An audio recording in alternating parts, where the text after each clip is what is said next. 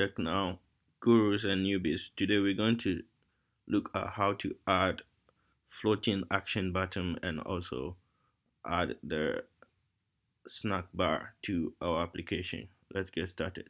So this is our previous video for our list view. Okay, so to add uh, the floating action button, let's do that in the main. It's very easy. We need to call the floating button action, and then we also assign a floating action button here with this function.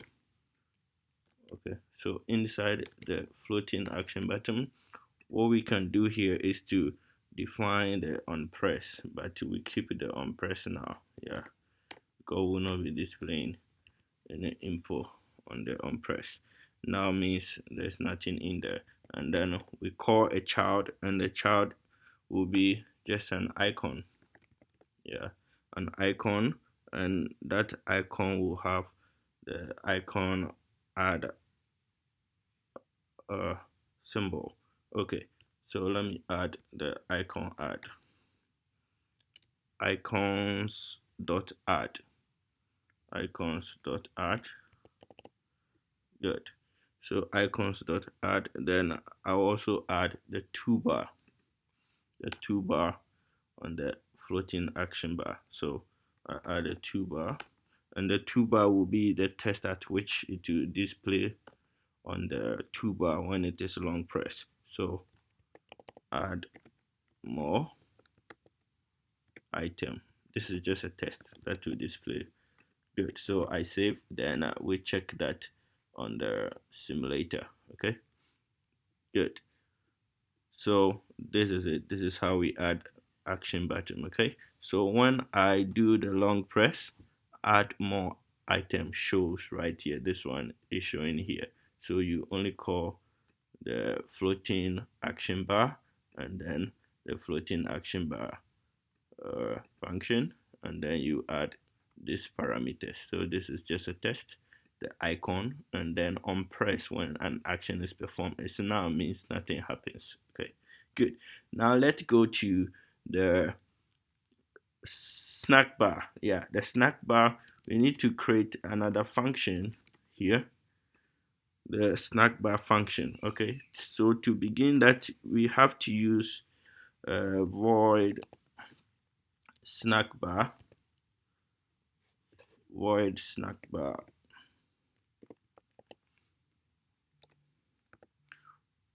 void no let me use show snack bar. Okay, so that will be the name of the function. Okay, then the function will take two parameters. We have the build parameter, and then we have the index, the context, and then the index. The context will help us render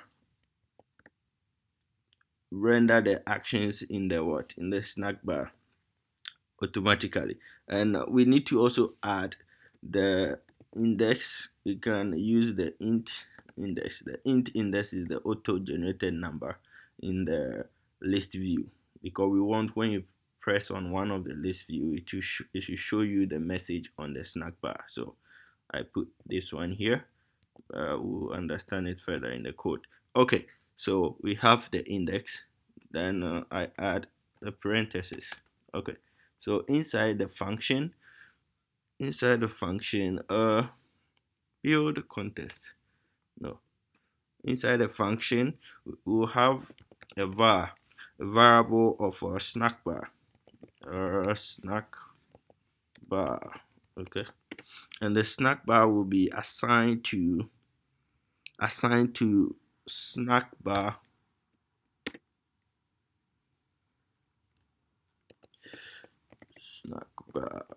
okay, snack bar function with some parameters inside. So with the snack bar, let's see.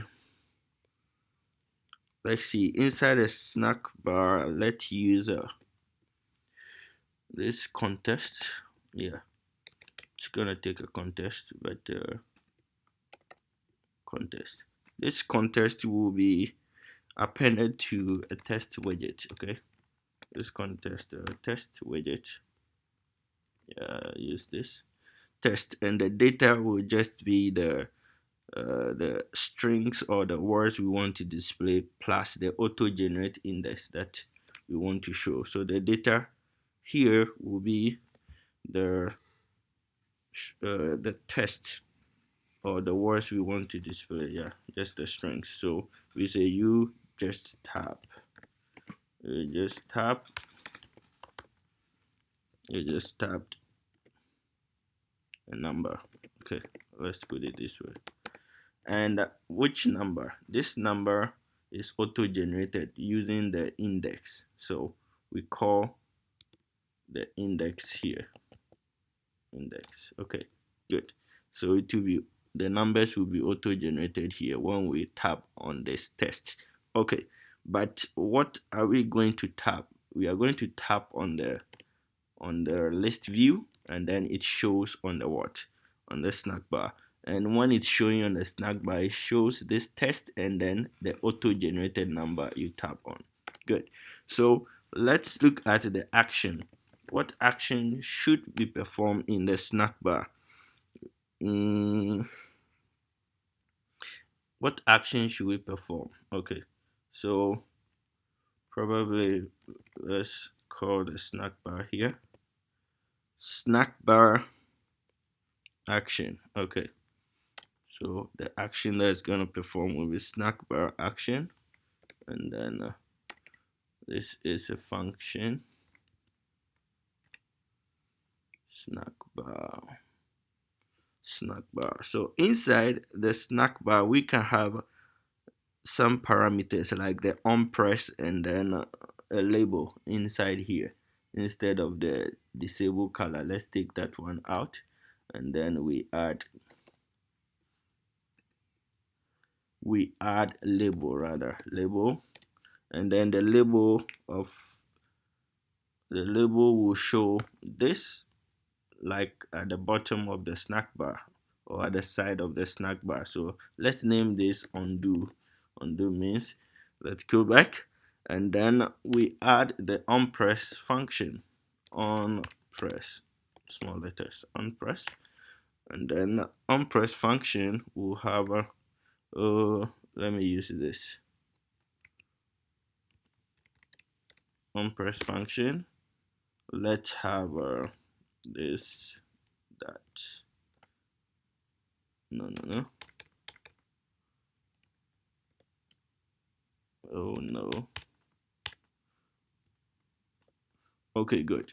So now we have the onPressed function. With the onPressed function, we should make sure the onPressed function is inside the snack bar action. Okay, snack bar action. So in the onPressed, what should we do here? Here is to simply perform a dummy undo operation here, right? So inside this, let me see.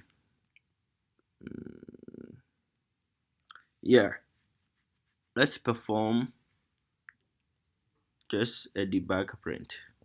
This debug print can go off.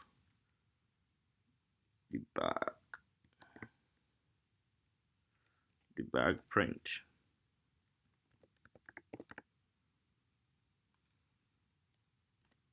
And inside the debug print, we can have a string perform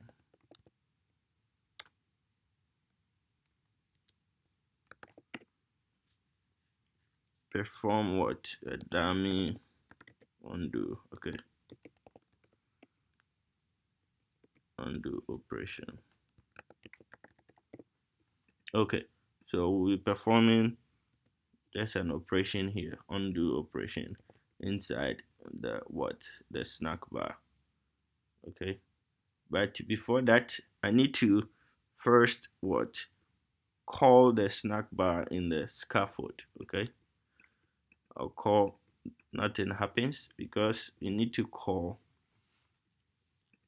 make sure this shows in the scaffold by calling the scaffold off the context. How do we do that? Is to simply add scaffold off the context, but we off what?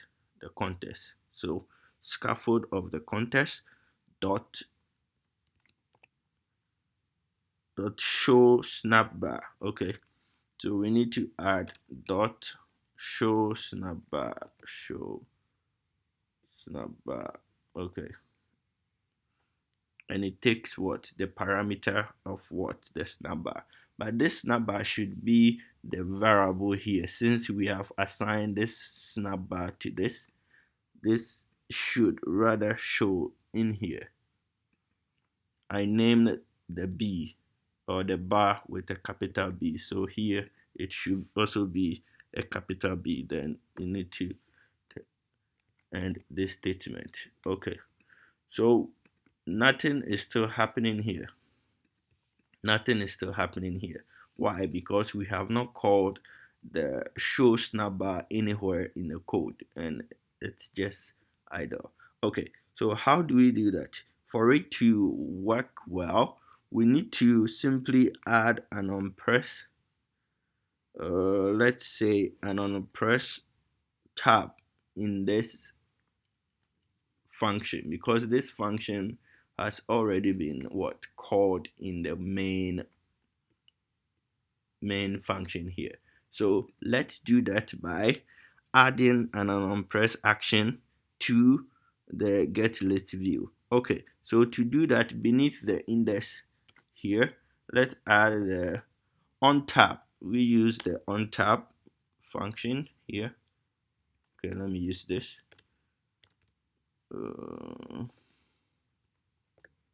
OnTap function. Okay,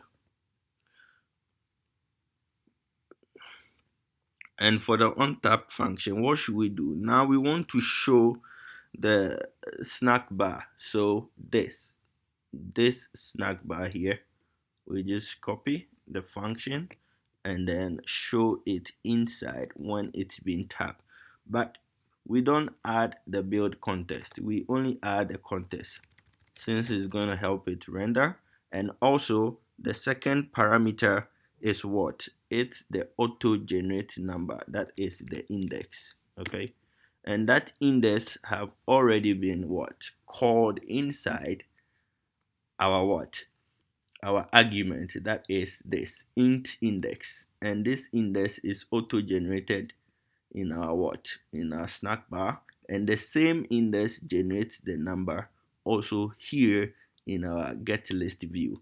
So it makes it very easy. So we call the show snack bar inside the get list function, that is by performing an action on tap. Then it goes into this function and then performs what it has to do. Okay, so I save and then I run this. Let's see how it performs. Okay, so when I tap on a number, you see you just tap a number 6, then you press on the undo. Okay, I press this, you just tap on the number 1, then you just tap on the number 7. And also on our floating action bar, you do long press and then you see add more items. All right, so that was what we were studying for today. If you have not watched our old videos, we recommend you to check it out, and also turn on the notification to get our new videos. Peace. We're out.